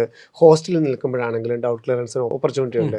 ഇപ്പോൾ ഏതൊരു സമയത്താണെങ്കിലും വിദ്യാർത്ഥിക്ക് ഉണ്ടാകുന്ന പഠിത്തവുമായിട്ട് ബന്ധപ്പെട്ട ഡൗട്ടുകൾ ധാരാളം. അത് ക്ലിയർ ചെയ്ത് മാത്രമേ നമുക്ക് ആ മുഴുവൻ കൺസെപ്റ്റ് നമുക്ക് ക്ലിയർ ആക്കാനായിട്ട് സാധിക്കുകയുള്ളൂ. അപ്പം നമുക്കറിയാം ഇപ്പോൾ ക്ലാസ് പഠിപ്പിപ്പോൾ ഇൻട്രാക്ട് സെഷനാണെന്ന് നമ്മൾ സമ്മതിക്കുന്നു. എങ്കിൽ പോലും ഒരു ഓൺലൈൻ ക്ലാസ് എടുത്തുകൊണ്ടിരിക്കുമ്പോൾ ഇൻട്രാക്ട് ചെയ്യാൻ പറ്റുന്ന ഒരു പരിമിതിയാണ്. അല്ലെങ്കിൽ ആ ക്ലാസ്സിൻ്റെ ഡ്യൂറേഷനും ബാക്കിയുള്ള കുട്ടികളെയൊക്കെ അത് വല്ലാതെ ബാധിക്കും. അപ്പം അതിനപ്പുറത്ത് ഒരു ഇൻട്രാക്റ്റീവ് സെഷനായിട്ടുള്ള ക്ലാസ്സിനപ്പുറത്ത് എങ്ങനെയൊക്കെ വിദ്യാർത്ഥികൾ ഡൗട്ട് ക്ലിയറൻസ് അവരെന്തൊക്കെ ചെയ്യാനായിട്ട് അവർക്ക് എന്തൊക്കെയാണ് ഒരു ഫെസിലിറ്റി കിട്ടുന്നത്? ഇപ്പോൾ സാറ് പറഞ്ഞത് വളരെ ശരിയാണ്. അതായത് ഈ ഓഫ്ലൈനും ഞാൻ മുമ്പേ നമ്മൾ പറഞ്ഞു ഓൺലൈനും ഓഫ്ലൈനും മുകളിലുള്ള അഡ്വാൻറ്റേജ് ആണ് റിപ്പീറ്റ് ചെയ്ത് ക്ലാസ് കാണാന്നുള്ളത്. അതുപോലെ ഒരു ചെറിയ ഒരു ഡിസഡ്വാൻറ്റേജ്, അതായത് ഓഫ്ലൈൻ്റെ ഒരു അഡ്വാൻറ്റേജ് ആണ് സ്റ്റുഡൻസ് എപ്പോഴും പ്രൊഫസേഴ്സിനോട് നേരിട്ട് ഇൻ ടച്ചിലാണ് എന്നുള്ളത്. ആ ഒരു ഫാക്ടർ നമുക്ക് ഒരിക്കലും മറച്ചു വെക്കാൻ പറ്റില്ല. പക്ഷേ മാക്സിമം അതിനെ ആ ഒരു എഫക്റ്റിനെ നള്ളിഫൈ ചെയ്യാനായിട്ട് നമ്മൾ ശ്രമിക്കുന്നുണ്ട്. അത് എന്തൊക്കെ മെത്തേഡാണെന്ന് ഞാൻ പറയാം. ഞാൻ പറഞ്ഞു 8 to 10 അവർക്ക് ലൈവ് ക്ലാസ് ഉണ്ടെങ്കിൽ 10 മണി മുതൽ 10:30 വരെ 10 to 10:30 ഹാഫ് ആൻ അവർ അല്ലെങ്കിൽ പ്രൊഫസർ അവൈലബിൾ ആണെങ്കിൽ 45 മിനിറ്റ്സും സ്റ്റുഡൻസിന് ഇൻട്രാക്ട് ചെയ്ത് ഡൗട്ട് ആ സമയത്ത് ആ ക്ലാസ്സിൻ്റെ ഡൗട്ട് അപ്പം തന്നെ ചോദിക്കാനുള്ള ഓപ്ഷൻ നമ്മൾ കൊടുത്തിട്ടുണ്ട്. ആ ലൈവ് എടുക്കുന്ന പ്രൊഫസറിനോട് തന്നെ അവർക്ക് ചോദിച്ച് മനസ്സിലാക്കാം. പിന്നെ ഓരോ എക്സാമിനേഷൻ ഇപ്പോൾ നമുക്ക് സൺഡേ ആണ് എക്സാം, അങ്ങനെയാണെങ്കിൽ ഫ്രൈഡേ ഈവനിങ് അല്ലെങ്കിൽ സാറ്റർഡേ ആയിട്ട് ആ എക്സാം ടോപ്പിക്കിൽ ഒരു പ്രൊഫസർ അവർക്ക് അവൈലബിൾ ആവും ലൈവിൽ. അത് അവർക്ക് ലൈവായിട്ട് തന്നെ ഡൗട്ട് അങ്ങനെയാണല്ലോ ഇൻട്രാക്ഷൻ നമുക്ക് വീട്ടിലിരിക്കുന്ന ഒരു സ്റ്റുഡൻറ്റുമായിട്ട്. അപ്പോൾ അങ്ങനെ ലൈവ് സെഷൻസ് കൊടുക്കും. ഇനി 24/7 അവർക്ക് ഡൗട്ട് ക്ലിയർ ചെയ്യാനായിട്ട് നമ്മുടെ ഇ ലേണിംഗ് ആപ്പിന് തന്നെ ഡൗട്ട് ക്ലിയറൻസ് ഫോറം എന്ന് പറഞ്ഞൊരു ഓപ്ഷൻ ഉണ്ട്. അതിലവർക്ക് ഇപ്പോൾ വോയിസ് മെസ്സേജ് ആയിട്ടോ അല്ലെങ്കിൽ ഇമേജ് ആയിട്ടോ അല്ലെങ്കിൽ ടെക്സ്റ്റ് മെസ്സേജ് ആയിട്ടോ എങ്ങനെ വേണമെങ്കിലും അവർക്ക് ഡൗട്ട് ചോദിക്കാം. അതിന് പ്രൊഫസേഴ്സ് ത്രൂ വോയിസും റിപ്ലൈ കൊടുക്കും, അല്ലെങ്കിൽ എൻഹാൻസ്ഡ് ആയിട്ടുള്ള രീതിയിലോ അല്ലെങ്കിൽ നമുക്ക് റിട്ടേൺ ആയിട്ടുള്ള രീതിയിലോ ഒക്കെ അവർക്ക് ഡൗട്ട് ക്ലിയർ ചെയ്ത് കൊടുക്കും. ഇങ്ങനെയുള്ള ഓപ്ഷൻസ് എല്ലാം അറേഞ്ച് ചെയ്ത് എക്സാമിന്റെ വീഡിയോ സൊല്യൂഷൻ ആയിട്ടോ അങ്ങനെ എന്തൊക്കെയാണ് ഹെൽപ്പ് കിട്ടുക? ശരിക്കും അവർക്ക് വർക്ക് ബുക്കിൻ്റെ സൊല്യൂഷൻ കൊടുക്കുന്നുണ്ട്. എക്സാമിനേഷൻ ഇപ്പോൾ ഞാൻ പറയാം ഓൺലൈൻ ഇപ്പോൾ എക്സാം നടക്കുന്നത് 2 PM to 5 PM ആണ്. 5 PM കഴിഞ്ഞ് ഒരു 5 മിനിറ്റ് കഴിയുമ്പോഴേ അവർക്ക് ഈ ക്വസ്റ്റ്യൻ പേപ്പറിൻ്റെ ഡീറ്റെയിൽഡ് ആയിട്ടുള്ള കീ നമ്മൾ PDF ആയിട്ടുള്ളത് പ്രൊവൈഡ് ചെയ്യും. ഓക്കെ ആ കീ വെച്ച് തന്നെ സ്റ്റുഡൻസിന് അവർക്ക് അന്ന് വന്ന് തിരുത്തുകൾ റെഫർ ചെയ്ത് തുടങ്ങാം. ഓക്കെ 6 മണിയാകുമ്പോൾ ആ ക്വസ്റ്റ്യൻ പേപ്പറിൻ്റെ ഡീറ്റെയിൽഡ് ആയിട്ടുള്ള ക്വസ്റ്റ്യൻ ഡിസ്കഷൻ വീഡിയോ അപ്ലോഡ് ആവും. ഓക്കെ അപ്പം പിന്നെയും ഈ കീ വെച്ച് അതെന്തുകൊണ്ടാണ് അത് ആദ്യമേ അപ്ലോഡ് ആവുന്നതെന്ന് വെച്ചാൽ നമ്മളെപ്പോഴും പ്രിഫർ ചെയ്യുന്നത് സ്റ്റുഡൻസ് സ്വയമേ അതൊന്ന് ചെയ്ത് അതിലേക്ക് എത്തുവാൻ പറ്റുന്നൊരു സമയം നമ്മൾ കൊടുക്കും, ഒരു 3/4 മണിക്കൂർ. അതിന് ശേഷവും അവർക്ക് കിട്ടാതെ എന്താണല്ലോ അവർക്ക് കിട്ടാത്ത ക്വസ്റ്റ്യൻസ് ഉണ്ട്, അതിനാണ് ഈ ഡീറ്റെയിൽഡ് എക്സ്പ്ലനേഷൻ വേണ്ടത്. അപ്പം ഫുള്ള് ക്വസ്റ്റ്യൻസിനെയും ഡീറ്റെയിൽഡ് ആയി എക്സ്പ്ലെയിൻ ചെയ്ത റെക്കോർഡഡ് വീഡിയോ ഏത് എക്സാം കഴിഞ്ഞാലും 6 മണിക്ക് അപ്ലോഡ് ആവും. 8 മണിക്ക് അവർക്ക് റാങ്ക് അനൗൺസ്മെന്റ് മീറ്റിംഗ് നടന്നിരിക്കും. അതായത് അന്ന് എഴുതിയ, ഇപ്പോൾ ഓൺലൈൻ മോഡിൽ എഴുതിയ സ്റ്റുഡൻ്റ് ആണെങ്കിലും ഓഫ്ലൈൻ മോഡിൽ എഴുതിയ സ്റ്റുഡൻ്റ് ആണെങ്കിലും അത്രയും പേരെ വെച്ചുകൊണ്ട് റാങ്ക് ലിസ്റ്റ് ഇറങ്ങും. അത് 8 മണിക്ക് അനൗൺസ് ചെയ്യും, എങ്ങനെ ഉണ്ടായിരുന്നു എന്ന് പറയും. അടുത്ത ആഴ്ച ആ മീറ്റിംഗിൽ തന്നെ ഡയറക്ടേഴ്സ് സ്റ്റുഡൻസിനോട് സംസാരിക്കും, കോർഡിനേറ്റേഴ്സ് സംസാരിക്കും. അടുത്ത ആഴ്ചത്തെ ക്ലാസ്സുകൾക്ക് എന്തെങ്കിലും ചേഞ്ച്, ചെറിയ റീഅറേഞ്ച്മെൻറ്റോ കാര്യങ്ങളോ എന്തെങ്കിലും ഉണ്ടെങ്കിൽ എല്ലാം അവരോട് പറഞ്ഞു കൊടുക്കും, പഠിക്കേണ്ടത് എങ്ങനെയാണെന്ന് പറയും. അവർക്ക് ഇൻട്രാക്ട് ചെയ്ത് ഡൗട്ട് ചോദിക്കാനുള്ള അങ്ങനെ എല്ലാ ഫെസിലിറ്റികളും ഉണ്ട്. ഇതിനകത്ത് നമ്മളിപ്പോൾ എന്ത് പറഞ്ഞു കഴിഞ്ഞാൽ നമുക്കറിയാം, നമ്മൾ ഓൺലൈൻ മീഡിയയുമായിട്ട് ഏറ്റവും ടച്ച് ചെയ്ത് നിൽക്കുകയാണ്. നമുക്ക് സമയം കൂടുതൽ കളയുന്ന ധാരാളം വിനോദോപാധികൾ ഇന്ന് ഒരു വൺ ടച്ചിൽ വിദ്യാർത്ഥികൾ കിട്ടുന്നുമുണ്ട്. അപ്പം രക്ഷിതാക്കൾ എത്രത്തോളം ഇതിന് സപ്പോർട്ടായിട്ട് നിൽക്കണം? സാറിൻ്റെ ഒരു യാത്രയിൽ സാർ ഇപ്പോൾ എത്രയോ വർഷങ്ങളായിട്ട് ഈ ഓൺലൈൻ ചെയ്യുന്നു, ഇതിൽ പേരൻസ് കൊടുക്കേണ്ട ഒരു എന്താ പറയുക സപ്പോർട്ടും അതോടൊപ്പം തന്നെ കിടക്കേണ്ട അവർ ശ്രദ്ധിക്കേണ്ടത് എന്തൊക്കെയാണ്? ഒരു വീട്ടിലാണെങ്കിലും ഒരു ഓൺലൈൻ ക്ലാസ് കാണുന്ന വിദ്യാർത്ഥിക്ക് അതിനുവേണ്ട സൗകര്യങ്ങൾ കൊടുക്കണം. അപ്പം അതുൾപ്പെടെ എന്തൊക്കെ ആയിരിക്കണം ഒരു രക്ഷിതാപ്പും ഒന്ന് ശ്രദ്ധിച്ചു വെക്കേണ്ടത്? ഒന്നാമത്തെ കാര്യം എന്ന് പറഞ്ഞാൽ, ഇപ്പോൾ ഓഫ്ലൈനിൽ ക്യാമ്പസിലേക്ക് വരുന്ന സമയത്ത് ഒരു ബഹുഭൂരിപക്ഷം സമയവും സ്റ്റുഡൻസ് ക്യാമ്പസിലാണ്. ആ സമയത്ത് ക്യാമ്പസിലുള്ള മിക്കവാറും സമയം മുഴുവൻ ഒരു ക്ലാസ്സിലാണ്. അപ്പോൾ വേറൊരു തരം ഡിസ്ട്രാക്ഷനോ അത്തരം കാര്യങ്ങൾക്ക് അവിടെ സ്ഥാനമില്ല. സ്റ്റുഡൻസ് റിസീവ് ചെയ്തുകൊണ്ടേ ഇരിക്കുവാണ് ഇൻഫർമേഷൻസ്. അത് കഴിഞ്ഞാൽ അവർ ഇപ്പോൾ റെഫറൻസിന് ഇരിക്കുമ്പോൾ ക്വസ്റ്റ്യൻ ചെയ്യുന്നു. അങ്ങനെ ഒരു സ്റ്റുഡൻറ്റിന് ഡിസ്ട്രാക്ഷനിൽ നിന്ന് സ്വയമേ മാറി നിൽക്കാനായിട്ടുള്ള ഒരുപാട് ഓപ്ഷൻസ് ഓഫ്ലൈൻ വരുന്ന സമയത്തുണ്ട്. ഓൺലൈനിൽ ശരിക്കും ഡിസ്ട്രാക്ഷൻസ് എല്ലാം നമ്മുടെ ചുറ്റും ഇങ്ങനെ ഒരു വിരൽത്തുമ്പിൽ ഇങ്ങനെ അവൈലബിൾ ആണ്. ഒരു കൊച്ചിനെ ഇപ്പോൾ ഓൺലൈൻ ചെയ്യുന്ന ഒരു സ്റ്റുഡൻറ്റിനെ നമുക്ക് കംപ്ലീറ്റ് ആയിട്ട് എല്ലാ തരം ഡിജിറ്റൽ ഡിവൈസിൽ നിന്ന് മാറ്റി നിർത്താൻ പറ്റില്ല. അങ്ങനെ അവർക്ക് എങ്ങനെ അത് യൂസ് ചെയ്യാൻ പറ്റില്ല. അപ്പോൾ പേരൻസ് ശ്രദ്ധിക്കേണ്ട ഒരു കാര്യം എന്ന് പറഞ്ഞാൽ, സ്റ്റുഡൻസിനോട് ഏറ്റവും പ്രധാനപ്പെട്ട കാര്യം അവരത് ചെയ്യുന്നുണ്ടോ, അവരെ കറക്റ്റ് സമയങ്ങളിൽ പഠിക്കുന്നുണ്ടോ, ലൈവിന് കയറുന്നുണ്ടോ, വിട്ടുവീഴ്ചകൾ അത്തരത്തിലുള്ളത് ചെയ്യാതിരിക്കുക. വെച്ചാൽ ആരോഗ്യ പ്രശ്നം അങ്ങനെ എന്തെങ്കിലും വരുവാണെങ്കിൽ വേണം. അല്ലെങ്കിൽ ക്ലാസ് ടീച്ചേഴ്സുമായിട്ട് മാക്സിമം ഇൻ ടച്ചിലിരിക്കുക. എന്താണ് ടീച്ചേഴ്സ് അറിയിച്ചുകൊണ്ടേ ഇരിക്കും, എന്താണ് ഈ ആഴ്ച നടക്കുന്നത്, എന്താണ് ഈ ആഴ്ച എക്സാം ടോപ്പിക്ക്, എപ്പോഴൊക്കെയാണ് ക്ലാസ്സിൻ്റെ സമയം. അപ്പോൾ അതൊക്കെ എപ്പോഴും ഒരു കൊച്ചിനെ മെൻറ്റർ ചെയ്തുകൊണ്ട് നടക്കണം എന്നല്ല, അത് വേണ്ട, അതിൻ്റെ ആവശ്യമില്ല. ഒരു +2 കഴിഞ്ഞ പിള്ളേരാണ്, അവർക്കറിയാം കാര്യങ്ങൾ, അവരുടെ ഇൻട്രസ്റ്റ് കൊണ്ട് അവർ വന്ന. അപ്പോൾ നമ്മൾ പുറകെ നടക്കണ്ട, പക്ഷേ പിള്ളേരാണ്, ഡിസ്ട്രാക്ഷൻസ് വരാം. അപ്പോൾ അതിനുള്ള അവസരങ്ങൾ പരമാവധി, ഇപ്പോൾ വീട്ടിൽ ഒരുപാട് ആളുകൾ വരും, ഇപ്പം ഫംഗ്ഷൻ അങ്ങനെ വരുന്ന അങ്ങനെയുള്ള സാഹചര്യങ്ങളൊക്കെ വീടുകളുണ്ട്. പിന്നെ ഇൻട്രാക്ട്, ഇപ്പോൾ ചില ഫാമിലികൾ തന്നെ ഒരുപാട് ഗസ്റ്റ് എപ്പോഴും വരികയും പോവുകയൊക്കെ ചെയ്യുന്നവർ. അങ്ങനെയൊക്കെ ആണെങ്കിൽ സ്റ്റുഡൻസിന് എന്ന് വെച്ചാൽ അവർ ഒരു വർഷം വരുത്തരുതെന്നല്ല, ആ സ്റ്റുഡൻറ്റിന് സെപ്പറേറ്റ് ഐസൊലേറ്റഡ് ആയിട്ട് പഠിക്കാനായിട്ടുള്ള ഒരു സാഹചര്യം ഉണ്ടാക്കി കൊടുക്കണം. അത് ഒരു കൊച്ചിനെ ഫോഴ്സ് ചെയ്യരുത്, അങ്ങനെ പറഞ്ഞു കൊടുക്കുക. അല്ലെ ക്ലാസ് ടീച്ചർ ത്രൂ ഇങ്ങനെ ഇൻട്രാക്ട് ചെയ്ത് ടീച്ചറിനോട് പറയാം, അവൻ ഇങ്ങനത്തെ ഒന്ന് പറഞ്ഞു കൊടുക്കണം. അവർ പറഞ്ഞു കൊടുക്കും, ഇന്ന പോലെയാണ് നമ്മൾ സെപ്പറേറ്റ്. ഇപ്പം ഞാനത് ഈ ഐസൊലേറ്റ് ചെയ്തിരുന്ന് പഠിക്കുന്ന കാര്യം പറയുമ്പോൾ, നമ്മുടെ ഫസ്റ്റ് റാങ്ക് കിട്ടിയ ഒരു സ്റ്റുഡൻറ്റിൻ്റെ ഇപ്പം ഞങ്ങൾ സ്റ്റുഡൻറ്റ് എക്സ്പീരിയൻസ് വീഡിയോ ചെയ്യാനായിട്ടുള്ള എക്സ്പീരിയൻസ് നമ്മൾ റിസൾട്ട് വന്നു കഴിയുമ്പോൾ സ്റ്റുഡൻസിൻ്റെ അടുത്ത് പോകുമല്ലോ. അപ്പോൾ ആ സമയത്ത് ഞങ്ങൾ ഇപ്പോൾ താമരശ്ശേരിയിലാണ് ആ സ്റ്റുഡൻറ്റിൻ്റെ വീട്. അവിടെ ചെന്ന സമയത്ത് നമ്മുടെ അൽഫോൺസ സ്കൂളിൽ പഠിച്ച സ്റ്റുഡൻ്റാണ്. അപ്പോൾ ആ സ്റ്റുഡൻറ്റിനോട് ഇതുപോലെ പേരൻസിനോടൊക്കെ സംസാരിച്ച സമയത്ത് അന്നാണ് നമുക്ക് മനസ്സിലായത്, അതായത് ശരിക്കും പറഞ്ഞാൽ വളരെ വൈബ്രൻ്റ് ആയിട്ടുള്ളൊരു സ്റ്റുഡൻ്റ് ആണ്. സഹോദയ കോമ്പറ്റീഷനൊക്കെ ആർട്സിലൊക്കെ സ്കൂളിനെ റെപ്രസെൻറ്റ് ചെയ്ത് സമ്മാനമൊക്കെ കൊണ്ടുവന്ന ആളാണ്. അപ്പോൾ ശരിക്കും നമുക്ക് ഇവിടെ ചെന്നപ്പോൾ തന്നെ ഒരു അത്ഭുതമായിരുന്നു. അതായത് പഠിക്കുന്ന രീതിയിൽ നമുക്ക് ആ സ്റ്റുഡൻറ്റിനെ അറിയാം, ക്ലാസ് ടീച്ചർക്ക് അറിയാമായിരുന്നു, പക്ഷേ നമ്മളിപ്പോൾ കോർഡിനേറ്റേഴ്സിൻ്റെ ലെവലിൽ അറിയണമെന്നില്ലല്ലോ സ്റ്റുഡൻറ്റ് ആർട്സിലൊക്കെ എങ്ങനെയായിരുന്നു. അപ്പോൾ ഞാനവിടെ ചെന്നപ്പോൾ എനിക്ക് ശരിക്കും പറഞ്ഞാൽ ഭയങ്കര അത്ഭുതമായിരുന്നു. അതായത് അത് മെഡലുകളും കാര്യങ്ങളും ഒക്കെ കാണുമ്പോൾ ഞാൻ വിചാരിച്ച ആദ്യം ഇതെല്ലാം പഠിക്കുന്നതിന് കിട്ടിയ മെഡലുകളാണ്. പക്ഷേ സ്റ്റുഡൻറ്റിൻ്റെ പേരൻറ്റ് പറഞ്ഞല്ല, അത് ആർട്സിലൊക്കെ എക്സ്ട്രാ കരിക്കുലർ ആക്ടിവിറ്റികളിൽ കിട്ടിയ മെഡലുകളാണ് കൂടുതൽ. അപ്പോൾ അപ്പോഴെനിക്ക് മനസ്സിലായി, ശരിക്കും സ്റ്റുഡൻസ് ശരിക്കും സ്ഥിരമായി പഠിക്കുന്നവർ, പുസ്തകത്തിലേക്ക് മാത്രം നോക്കിയിരിക്കുന്നവർ റിസൾട്ടിലേക്ക് വരുന്നതല്ല. അവരുടെ ആ ഒരു വലിയ ഡ്രീമിന് വേണ്ടി ആ ഒരു വർഷം അവരുടെ കുറച്ച് ഡയമെൻഷൻസിനെ ഒന്ന് ഒതുക്കുന്നതാണ്. എന്നിട്ട് അവർ പഠിത്തത്തിലേക്ക് ഫോക്കസ് ചെയ്യുന്ന ആ ഒരു കാര്യം വീട്ടിലിരിക്കുന്ന സമയത്ത് ഓരോ സ്റ്റുഡൻസും, ഓൺലൈൻ എടുക്കുന്നവർ പ്രത്യേകിച്ച്, ചെയ്യണം. ആ ഒരു വർഷം നമ്മൾ നമ്മളെ സ്വയം ഒന്ന് ലിമിറ്റ് ചെയ്യുക. അതിന് പേരൻസ് അവരെ മാക്സിമം സപ്പോർട്ട് ചെയ്യുക. പരമാവധി മറ്റു കാര്യങ്ങൾക്ക് അവരെ, ഒരു കൊച്ചിനിപ്പോൾ ഒരു അത്യാവശ്യം എനിക്ക് പുറത്ത് പോയി വരുള്ളൂ അങ്ങനെ അതിനെ കൊണ്ടുപോകണം. അങ്ങനെയല്ല, നമ്മളുടെ ആവശ്യങ്ങൾക്ക് വേണ്ടി കൊച്ചുങ്ങളെ, എന്നാൽ നീ ഇവിടെ ഇരിക്കുമല്ലേ അവിടെ വരെ പോയിട്ട് വാ, അല്ലെങ്കിൽ നിന്ന് നീ ഇരിക്കുമല്ലേ ഇതൊന്ന് നോക്കാം, അങ്ങനെയുള്ള കാര്യങ്ങൾക്ക് പിള്ളേരെ പരമാവധി അവനവന്റെ ആഗ്രഹമാണ് ഞാൻ തെരഞ്ഞെടുത്തതാണെന്നുള്ളത് കുട്ടികൾ തന്നെയാണ് ചിന്തിക്കേണ്ടത്. പേരൻസ് അവർക്ക് പേരൻസ് ത്രൂ അല്ലെങ്കിൽ ഫാമിലി ത്രൂ ഡിസ്ട്രാക്ഷൻസ് കുട്ടികൾക്ക് വരാതെ പരമാവധി നോക്കുക. പിന്നെ നമ്മുടെ ഡിവൈസ് കസ്റ്റമൈസ് ചെയ്യാനായിട്ടുള്ള ഓപ്പൺലി സ്റ്റുഡൻസിനോട് സംസാരിക്കുക. ഇപ്പോൾ ഫോണൊക്കെ എടുത്തുകൊണ്ടിരിക്കുന്ന കാണുമ്പോൾ, അതായത് ഓൺലൈൻ പഠിക്കുമ്പോൾ നമ്മൾ എപ്പോഴും പറയുന്നത് ഏറ്റവും വലിയ അഡ്വാൻറ്റേജ് എന്ന് പറയുന്നത് സമയമാണ്. ഈ സമയത്തെ നമ്മൾ ഉപയോഗപ്പെടുത്താത്ത രീതിയിൽ ഇപ്പോൾ സോഷ്യൽ മീഡിയ യൂസ് ചെയ്തുകൊണ്ട്, ഇതൊന്നും ചീത്തയാണെന്നല്ല, ഈ ഒരു വർഷം കൂടി നമുക്കിത് ക്രാക്ക് ചെയ്യേണ്ടപ്പോൾ ഇത്തരം ചില ഡയമെൻഷൻസ് മാറ്റിയേ പറ്റുള്ളൂ. അല്ലാതെ ഇന്നത്തെ കാലത്ത് സോഷ്യൽ മീഡിയ ചീത്ത, അത് ശരിയല്ല, അത് കാലത്തിന് യോജിക്കുന്നതല്ല. പക്ഷേ ആ ഒരു വർഷം നമ്മളുടെ പ്രയോറിറ്റി എന്നാണ് എന്നുള്ളതാണ് പ്രാധാന്യം. ഇപ്പോൾ ഫിസിക്സിൻ്റെ, എനിക്ക് ബയോളജി എന്ന് പറഞ്ഞ സബ്ജക്റ്റ് ഇഷ്ടമാണ്, പക്ഷേ ഫിസിക്സിൻ്റെ ക്ലാസ്സിൽ പോയി ഇരുന്നിട്ട് ഞാൻ ബയോളജി എന്ന് പറഞ്ഞ സബ്ജക്റ്റ് പഠിക്കുന്നതിനെക്കുറിച്ച് ആലോചിച്ചാൽ അവിടെ ബയോളജി പഠിക്കുന്നുമില്ല, ഫിസിക്സ് ഞാൻ റിസീവ് ചെയ്യുന്നുമില്ല. അങ്ങനത്തെ സാഹചര്യങ്ങൾ ഒഴിവാക്കേണ്ടത്. അപ്പോൾ അതുകൊണ്ട് ഇപ്പോൾ ഒരു സ്റ്റുഡൻറ്റ് അപ്പോൾ ഫോൺ യൂസ് ചെയ്യുന്നത് കൂടുതലായിട്ട് തോന്നുവാണെങ്കിൽ, ഇപ്പോൾ പേരൻസിനെ ഡയറക്റ്റ് പറയത്തില്ലെങ്കിൽ ക്ലാസ് ടീച്ചേഴ്സിനോട് പറയുക. അപ്പോൾ അവർ ആ കാര്യങ്ങൾ പിള്ളേരെ പറഞ്ഞ് മനസ്സിലാക്കിക്കോളൂ. അത്തരം കാര്യങ്ങൾ ത്രൂ കൊച്ചുങ്ങൾ പരമാവധി ഫോക്കസ്ഡ് ആണെന്നൊന്ന് പേരൻസ് ഉറപ്പാക്കിയാൽ മാത്രം മതി. ഈ ബാക്ക്ലോഗ്സ് നമുക്കറിയാം, എപ്പോഴും നമുക്ക് നാളത്തേക്ക് മാറ്റി വെക്കുന്നൊരു പ്രകൃതം നമ്മുടെ ഇടയിൽ എല്ലാം ഉണ്ട്.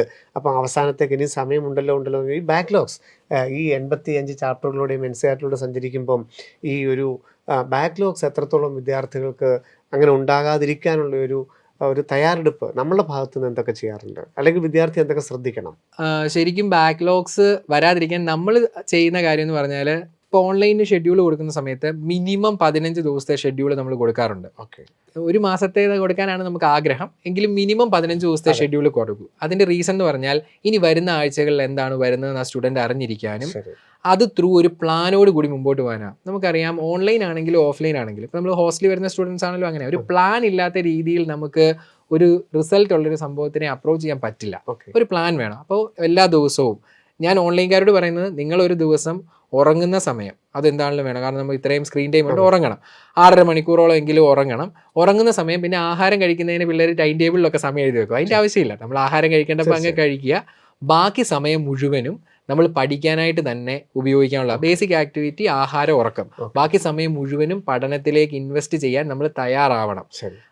എന്നിട്ട് ആ സമയം, അപ്പം ഉടനെ പിള്ളേർ ചോദിക്കുന്നത് ഫിസിക്സ് എത്ര നേരം പഠിക്കണം, കെമിസ്ട്രി, അങ്ങനെയല്ല. ശരിക്കും ആ സമയം മുഴുവൻ ഉപയോഗിക്കുക. ത്രൂ ഒരാഴ്ച 2 ആഴ്ച നമ്മൾ ഈ ഷെഡ്യൂൾ ചെയ്ത് പഠിച്ചു പോകുമ്പോൾ സ്റ്റുഡൻസിന് തന്നെ അവരുടെ ടൈം ടേബിളിൽ നിന്നൊരു റെസ്പോൺസ് കിട്ടും. ഇതിനാണ് എനിക്ക് കുറച്ച് സമയം കൂടുതൽ വേണ്ടത്, ഇതിനെനിക്ക് കുറച്ച് കൂടുതൽ സമയം, ഇതെനിക്ക് ഓക്കെയാണ്. ഇത്തരം റെസ്പോൺസുകൾ നമ്മുടെ ഭാഗത്തിൽ നിന്ന് നമുക്ക് കിട്ടുമ്പോൾ ക്ലാസ് മെൻറ്റേഴ്സിൽ അതിലേക്ക് അവരുടെ ഒരു ഇൻപുട്ട് ഉണ്ടാവും. ഒരു ടെൻഷനും ഇല്ലാതെ നമുക്ക് ഈ പ്രോസസ്സ് കംപ്ലീറ്റ് ചെയ്യാം. അപ്പോൾ എപ്പോഴും ബാക്ക്ലോഗ്സ് വരാതിരിക്കാൻ ഏറ്റവും പ്രധാനപ്പെട്ടതായി ചെയ്യേണ്ടത്, സമയം പഠിക്കാൻ വേണ്ടിയാണ് നമ്മൾ ഈ ഒരു വർഷം മാറ്റി വെച്ചേക്കുന്നതെന്ന് ഉറപ്പിക്കുക. മറ്റ് കാര്യങ്ങളെല്ലാം മാറ്റി വെക്കുക. പിന്നെ റെക്കോർഡഡ് ക്ലാസ് കൊടുക്കുന്നത്, ഞാനിത് ഓൺലൈൻകാരോട് അവരുടെ നമ്മളുടെ ഓറിയൻറ്റേഷൻ ക്ലാസ്സിലും പറയാനുള്ളതാണ്. റെക്കോർഡഡ് ക്ലാസ് തരുന്നത് രാവിലെ താമസിച്ചേക്കാനായിട്ടുള്ള മോട്ടിവേഷന് വേണ്ടിയല്ല. 8 മണിക്കല്ലേ ഒന്നിന് റെക്കോർഡ് കിട്ടുക, എന്നാൽ പിന്നെ കിടന്ന് അങ്ങ് ഉറങ്ങിയേക്കാം, സാറും പറഞ്ഞു ഉറങ്ങണമെന്ന്, അങ്ങനെയല്ല. ശരിക്കും നമ്മൾക്ക് ഒരു കാര്യം ഞാൻ ആദ്യം പറഞ്ഞ പോലെ, നമുക്കൊരു കാര്യം ഡൗട്ട് ഉണ്ടെങ്കിൽ എക്സ്ട്രാ ഒന്ന് എടുത്ത് നോക്കാനോ, അല്ലെങ്കിൽ മോഡൽ എക്സാം നടക്കുന്ന സമയത്ത് ആ ടോപ്പിക്കിൽ എന്താ നടന്നതെന്ന് നോക്കാനോ, അല്ലെങ്കിൽ വേറെ എന്തെങ്കിലും കോഴ്സിന് പോകുന്നവർക്ക് വൈകുന്നേരം ഇരുന്ന് കാണാനോ, ഇപ്പോൾ ഒരു പ്രൊഫസറുടെ സ്പീഡ് നമുക്ക് മാച്ച് ആവുന്നില്ലെങ്കിൽ ഒന്ന് സ്പീഡ് കൂട്ടിയിട്ട് കാണാനോ ഒക്കെ റെക്കോർഡഡ് ക്ലാസ്. അല്ലെങ്കിൽ ലൈവ് തന്നെ നമ്മുടെ ഷെഡ്യൂൾ തന്നെ ഫോളോ ചെയ്യുക. അപ്പോൾ ഒരു ടെൻഷനും കൂടാതെ സ്റ്റുഡൻസിനെ കംപ്ലീറ്റ് ചെയ്യാൻ പറ്റും. ഏത് സാഹചര്യം പറഞ്ഞു കഴിഞ്ഞാലും ചിലപ്പോൾ വീട്ടിലെ സാഹചര്യങ്ങളായിരിക്കാം, അല്ലെങ്കിൽ അവനവനെ കുറിച്ച് അവനവൻ അറിയാം, കാരണം ഡിസ്ട്രാക്റ്റഡ് ആയി പോകാനുള്ള സാധ്യതയുണ്ട്, ഞാൻ മറ്റു കാര്യങ്ങളിൽ എൻഗേജ്ഡ് ആവും, അങ്ങനെയൊക്കെ വിചാരിക്കുന്ന വിദ്യാർത്ഥികൾക്ക് ബ്രില്യൻ്റ് ഹോസ്റ്റലിൽ നിന്നുകൊണ്ട് തന്നെ ഈ ഓൺലൈൻ പ്രോഗ്രാമിനുള്ള ഒരു സാഹചര്യമുണ്ടോ, അല്ലെങ്കിൽ അതൊരു സക്സസ് ആയിട്ട് സാറിനെ എങ്ങനെ കാണുന്നു? നമ്മൾ പൊതുവേ ഓൺലൈൻ സ്റ്റുഡൻസ് ക്ലാസ്സുകൾ റൺ ചെയ്യുന്ന സമയത്ത് ഹോസ്റ്റലിലേക്ക് വരുന്ന അങ്ങനെ പ്രൊമോട്ട് ചെയ്യാറില്ല. ഓൺലൈനിലെ എല്ലാ സ്റ്റുഡൻസിനും ഹോസ്റ്റൽ കിട്ടും. നമ്മൾ അത് കൂടുതൽ ഒരു നവംബർ തൊട്ടാണ് നമ്മൾ ഹോസ്റ്റൽ പ്രൊവൈഡ് ചെയ്യുന്നത്. ഇപ്പോൾ ജൂണിൽ ജോയിൻ ചെയ്യുന്ന സ്റ്റുഡൻ്റ് ആണെങ്കിലും ജൂലൈ ജോയിൻ ചെയ്യുന്ന ഏത് സ്റ്റുഡൻ്റ് ആണെങ്കിലും നമ്മൾ ഹോസ്റ്റലിൽ കൊടുക്കും. നവംബർ ആകുമ്പോഴത്തേക്ക് അവൈലബിൾ ആവും. നമ്മൾ കണ്ടുള്ളൂ. എന്തുകൊണ്ടായിരിക്കാം അതിന് മുമ്പ് ഓൺലൈൻ തന്നെ ചെയ്യാൻ സാറിന്റെ ഒരു എക്സ്പീരിയൻസിൽ നിന്ന് അവരോട് പറയുന്നത് എന്തുകൊണ്ടായിരിക്കും? ശരിക്കും നമ്മളത് ട്രൈ ചെയ്ത് നോക്കിയതിന് ശേഷം എടുത്തൊരു തീരുമാനമാണ്, അല്ലാതെ ചുമ്മാ ഒരു ജസ്റ്റ് ഒരു ഹൈപ്പോസിസ് അങ്ങനെയല്ല. നമ്മളത് എക്സിക്യൂട്ട് ചെയ്ത് നോക്കി മനസ്സിലാക്കിയതിന് ശേഷമാണ് നമ്മൾ അങ്ങനെ കിട്ടുന്ന ഒരു കംഫർട്ട് അല്ലേ. അത് ഓൺലൈനിൽ ഒരു സ്റ്റുഡൻറ് ഇരിക്കുമ്പോൾ എനിക്ക് ഫീൽ ചെയ്തേക്കുന്നതും സ്റ്റുഡൻസിന്റെ എക്സ്പീരിയൻസിൽ നിന്ന് മനസ്സിലാക്കുന്നത്, അവർക്ക് ഏറ്റവും കൂടുതൽ ഹെൽപ്പ് ചെയ്യുന്ന ഫാക്ടർ എന്ന് പറഞ്ഞാൽ അവരുടെ ആ വീട് കംഫർട്ട് സോൺ ആണെന്നുള്ളതാണ്. അവർക്ക് ഫുഡ് വേറെയല്ല, അവർ ഏത് സാഹചര്യത്തിലാണോ ഇത്രയും നാളും ജനിച്ച് വളർന്ന് ജീവിച്ചത് ആ സാഹചര്യത്തിൽ തന്നെ ഇരുന്ന് പഠിക്കുന്നു. അപ്പോൾ ഒരു പറിച്ചു നടലില്ല, അവർക്ക് ആ ഒരു കംഫർട്ട്നെസ് എന്ന് വെച്ചാൽ ഇത് സ്ട്രെസ്സാണ്, പക്ഷെ മനുഷ്യൻ സ്ട്രെസ്സിനെ മാനേജ് ചെയ്യാൻ പഠിച്ച ആളാണ്. അപ്പോൾ ഇപ്പോൾ ഹോസ്റ്റലിലേക്ക് വന്നു വിചാരിച്ച് അവർ 4-5 ദിവസം കൊണ്ട് അത് ഓക്കെ ആവും. പക്ഷേ ചില സ്റ്റുഡൻസിന് അത് ഓക്കെ അല്ല. നമുക്ക് തന്നെയല്ലോ ഇപ്പോൾ ഹോസ്റ്റലിൽ വന്നാൽ ചിലർ ഒട്ടും അഡ്ജസ്റ്റ് ആവില്ല. തിരിച്ചു ആര്യ തന്നെ അന്ന് ആദ്യം നമ്മുടെ എമറാൾഡിൽ വന്ന സ്റ്റുഡൻ്റാണ്, പക്ഷേ അയാൾക്കത് ഓക്കെ ആയെന്ന് തോന്നിയില്ല. പക്ഷേ ക്വിക്കായിട്ട് തന്നെ റെസ്പോൺസ് എടുത്തു, ഓക്കെ എന്നാൽ തിരിച്ച് ഓൺലൈനിൽ പോവാം. അപ്പോൾ ഇങ്ങനെ ആ ഒരു വീടിൻ്റെ കംഫർട്ട്നെസ് ആഗ്രഹിക്കുന്ന സ്റ്റുഡൻസ് ആണ് കൂടുതലും ഓൺലൈൻ എടുക്കുന്നത്. മാത്രമല്ല സമയമാണ് ഏറ്റവും വലിയ അഡ്വാൻറ്റേജ്. അതായത് യാത്രകൾ ചെയ്യണ്ട, നമ്മൾ ഫ്രഷ് ആയിട്ട് നമ്മുടെ വീട്ടിലിരുന്ന് പഠിച്ചു തുടങ്ങിയാൽ പിന്നെ നമുക്ക് നമ്മുടെ സമയമാണ് ആ പഠനത്തിൻ്റെ മുഴുവൻ കൊടുക്കേണ്ടത്. മറ്റൊരാളുമായിട്ട് അഡ്ജസ്റ്റ് ചെയ്യേണ്ട ആവശ്യമേ ഇല്ല.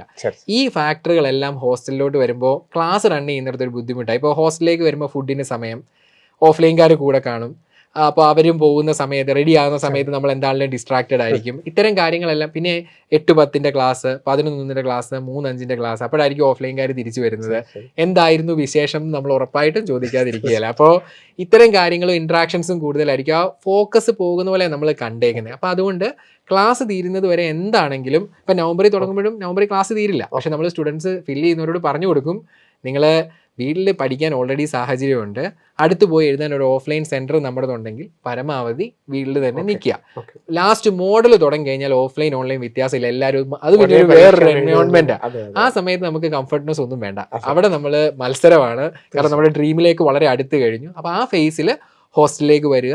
മാക്സിമം നമ്മൾ ശരിക്കും പറഞ്ഞാൽ ഈ മോഡൽ തുടങ്ങുമ്പോൾ ഇവർക്ക് ഇത്തവണ 40 സെൻറ്റർ ഉണ്ടായിരുന്നേ മൊത്തം കേരളത്തിൽ മൊത്തം. ഇപ്പോൾ പല ജില്ലകളിലും 3, 4, 5 സെൻറ്റർ. എറണാകുളത്തൊക്കെ ഒരുപാട് സെൻറ്റർ, കോഴിക്കോട് ഉണ്ടായിരുന്നു, മലപ്പുറത്ത് സെൻറ്റർ ഉണ്ടായിരുന്നു, കാസർഗോഡ് 2 സെൻറ്റർ, വയനാട്ടിൽ 2 സെൻറ്റർ, അങ്ങനെ എല്ലാ ജില്ലകളിലും സെൻറ്റർ വരും. അപ്പോൾ അടുത്ത ഓഫ്ലൈൻ സെൻറ്റർ ഉണ്ടെങ്കിൽ അവിടെ, അല്ലെ ആ സമയത്ത് നമ്മൾ ഹോസ്റ്റൽ വരുന്നതാണ് ഏറ്റവും കൺവീനിയൻറ്റ്. നമുക്ക് ധാരാളം സ്കോളർഷിപ്പുകൾ പ്രോഗ്രാമിനോട് ജോയിൻ ചെയ്യുന്നവർക്കായിട്ട് ഉണ്ട്. ആ സ്കോളർഷിപ്പ് ഫെസിലിറ്റികളെല്ലാം ഓൺലൈൻ പ്രോഗ്രാമിനും അവൈലബിൾ ആണോ? ശരിക്കും ഓൺലൈൻകാർക്ക് ഹോസ്റ്റൽ കമ്പൽസറി അല്ലാത്തത് കൊണ്ട് ഹോസ്റ്റലിൻ്റെ സ്കോളർഷിപ്പുകൾ ഓൺലൈൻ ആക്റ്റീവ് ആകാറില്ല. കാരണം അവർ ഹോസ്റ്റലിൽ ഇല്ലല്ലോ. പിന്നെ ബാക്കി എല്ലാ സ്കോളർഷിപ്പുകളും ശരിക്കും +2 നമ്മുടെ +2ൻ്റെ സ്കോർ, അത് CBSE ആയിക്കോട്ടെ, സ്റ്റേറ്റ് ആയിക്കോട്ടെ, ISC ആയിക്കോട്ടെ, അതർ സ്റ്റേറ്റ് ബോർഡ് ആയിക്കോട്ടെ, +2ൻ്റെ ബേസ് ചെയ്തിട്ടുള്ള എല്ലാ സ്കോളർഷിപ്പുകളും, നീറ്റിൻ്റെ ഇപ്പം നമ്മുടെ സ്കോർ ഔട്ട് ആവുമല്ലോ, അപ്പോൾ അതനുസരിച്ചിട്ടുള്ള സ്കോളർഷിപ്പുകളും ഓഫ്ലൈനും ഓൺലൈനും ബാധകമാണ്. അതെല്ലാം നമ്മുടെ ബുള്ളറ്റിൻ്റെ സൈറ്റിൽ അവൈലബിൾ ആണ്. പിന്നെ സ്റ്റുഡൻറ് മൈത്രി സ്കീമും ആക്റ്റീവ് ആണ്. അവർക്ക് ഫിനാൻഷ്യലി എന്തെങ്കിലും ബുദ്ധിമുട്ടുണ്ട്, സാഹചര്യം ഉണ്ടെങ്കിൽ നമുക്ക് ഉറപ്പായിട്ടും ചെയ്യാം. റിസൾട്ട് ഓറിയന്റഡ് ആയിട്ട് നോക്കിക്കഴിഞ്ഞാൽ ബ്രില്യൻറ്റിൻ്റെ ഒരു റിസൾട്ടിനോടൊപ്പം നമ്മൾ സഞ്ചരിച്ചു കഴിഞ്ഞാൽ സാർ എത്രത്തോളം സാറ്റിസ്ഫൈഡ് ആണ്? ശരിക്കും റിസൾട്ട് ഓറിയന്റഡ് ആയിരുന്നു നമ്മൾ വളരെ സാറ്റിസ്ഫൈഡ് ആണ്. എന്ന് വെച്ചാൽ ഞാൻ പറയാം, അതൊരു ഇപ്പോൾ ബ്രില്യൻറ്റിലെ ഒരു കൺട്രോളറോടും നമ്മൾ റിസൾട്ടിൽ സാറ്റിസ്ഫൈഡ് ആണെന്ന് ചോദിച്ചാൽ ഫസ്റ്റ് റാങ്ക് കയ്യിലുണ്ടെങ്കിൽ പോലും സാറ്റിസ്ഫൈഡ്. 75 പേര് എൻ്റെ ആയിരുന്നു, അവരെ 75 പേരെ കിട്ടുന്നതാണല്ലോ. മാക്സിമത്തിലേക്കാണ് എപ്പോഴും ആ ഒരു എന്താ പറയുക, റിസൾട്ടിന് വേണ്ടിയുള്ള ഒരു എന്താ പറയുക, ആ ഒരു ഏർജ് മാറില്ല. എങ്കിൽ പോലും ശരിക്കും ഓൺലൈനിൽ നിന്ന് റിസൾട്ട് ഉണ്ട്. നമുക്കറിയാം, ഇപ്പോൾ ഒരു കഴിഞ്ഞ 5 വർഷം എടുത്താൽ 2 തവണ കേരള ഫസ്റ്റ് റാങ്ക്, 1 തവണ സെക്കൻഡ് റാങ്ക്, കഴിഞ്ഞ വർഷവും ഇനും ഇപ്പോൾ ഈ വർഷമാണേലും റിസൾട്ട് വന്നില്ല, അതുകൊണ്ട് ഞാൻ വരുന്നേ ഉള്ളൂ, അതുകൊണ്ട് ഞാൻ പറയുന്നില്ല. എങ്കിലും എന്താണെങ്കിലും 10-നകത്ത് സ്റ്റുഡൻസ്, അപ്പോൾ എന്താണെങ്കിലും അങ്ങനത്തെ ഒരു റിസൾട്ടിനെ കുറിച്ച് അങ്ങനത്തെ ഒരു കൺഫ്യൂഷൻ. ഡൽഹിയിലാണെങ്കിലും ജിപ്മറിലാണെങ്കിലും കോഴിക്കോടാണെങ്കിലും തിരുവനന്തപുരത്താണെങ്കിലും പിള്ളേരുണ്ട്. പിന്നെ ഓൺലൈനിലെ സ്റ്റുഡൻസിന്റെ വേറൊരു പ്രത്യേകത ഞാൻ കണ്ടേക്കുന്നത്, അവർക്ക് നല്ല മാർക്ക്, അതായത് എയിംസ് കിട്ടുന്ന ജിപ്മർ കിട്ടുന്ന മാർക്ക് ഉണ്ടെങ്കിലും ഇവർ ഈ കംഫർട്ട് സോൺ ഇഷ്ടം പലപ്പോഴും അവരെ, ഞാൻ സാറിനോടും ഇടയ്ക്ക് വന്ന് ചോദിക്കാറുണ്ട്, അതായത് ജിപ്മറിൽ കിട്ടാവുന്ന സ്റ്റുഡൻറ് സാറേ എനിക്ക് ഇവിടെ കിട്ടുമോ, അവരുടെ ഞാൻ പറഞ്ഞേ ഉള്ളൂ. അപ്പോൾ എന്നാലും ഇഷ്ടം റിസൾട്ട് ഉണ്ട്. ഇപ്പോൾ വിക്ടറി ഡേക്കാളിൽ ഒരുപാട് സ്റ്റുഡൻസ്, ഓൺലൈനിൽ നിന്ന് ഒരുപാട് സ്റ്റുഡൻസ് ഇപ്പോൾ A+ ലിസ്റ്റിലുണ്ടായിരുന്നു. അവർ മിക്കവാറും ശരിക്കും അതിലും A+ സ്റ്റാർ റേഞ്ചിൽ നിന്നവരും ഒക്കെ റിസൾട്ടിലേക്ക് വന്നിട്ടുണ്ട്. അപ്പം എനിക്ക് റിസൾട്ട് അച്ചീവ് ചെയ്യാൻ പറ്റുമെന്നുള്ളൊരു അങ്ങനത്തെ കൺഫ്യൂഷൻ. അതേ പറഞ്ഞാൽ ക്ലാസ്സും എക്സാമും ഓഫ്ലൈൻ പോലെ തന്നെയാണ്. എല്ലാ ഫെസിലിറ്റികളും അത്തരം കാര്യങ്ങളെല്ലാം, അക്കാഡമിക് ഫെസിലിറ്റികളെല്ലാം ഓഫ്ലൈൻ പോലെ, മത്സരം ഓഫ്ലൈൻ്റെ ഒപ്പം, പിന്നെ പഠിക്കുന്നതും കൂടി അങ്ങനെയാണെങ്കിൽ ഓട്ടോമാറ്റിക്കലി റിസൾട്ടിൽ എത്തണമല്ലോ. സാർ, ഇപ്പം നമുക്ക് റിപ്പീറ്റേഴ്സ് 2027 നീറ്റ് ഓൺലൈൻ ബാച്ചിലോട്ട് എങ്ങനെയാണ് ഒരു വിദ്യാർത്ഥിക്ക് എൻറോൾ ചെയ്യാൻ സാധിക്കുന്നത്? അതിൻ്റെ ഒരു ക്രൈറ്റീരിയ അല്ലെങ്കിൽ ഒരു അഡ്മിഷൻ പ്രൊസീജിയറിനെ കുറിച്ചൊന്ന് പറഞ്ഞു തരാമോ?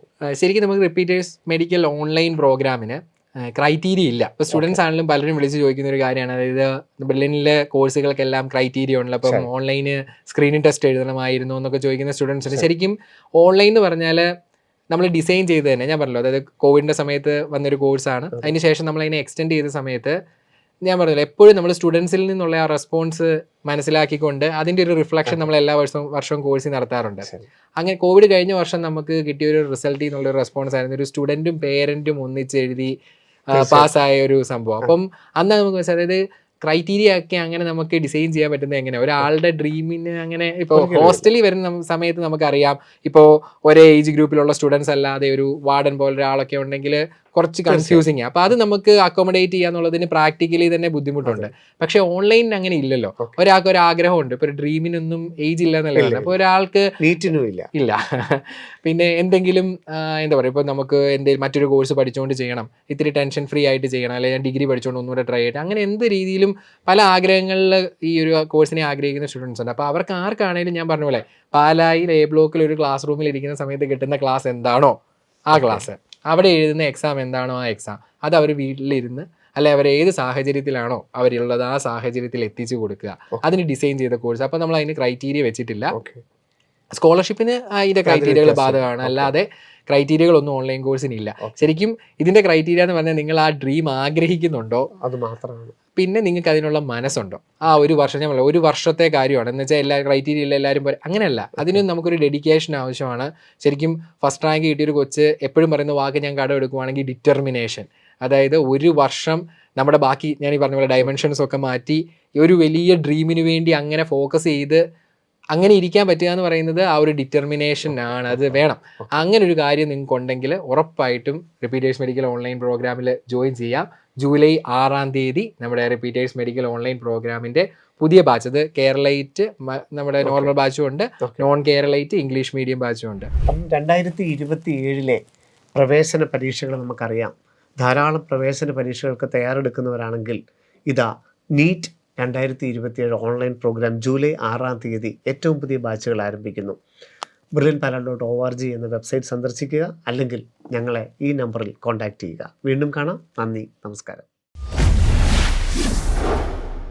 Brilliant Study Center, India's #1 coaching center for NEET and JEE.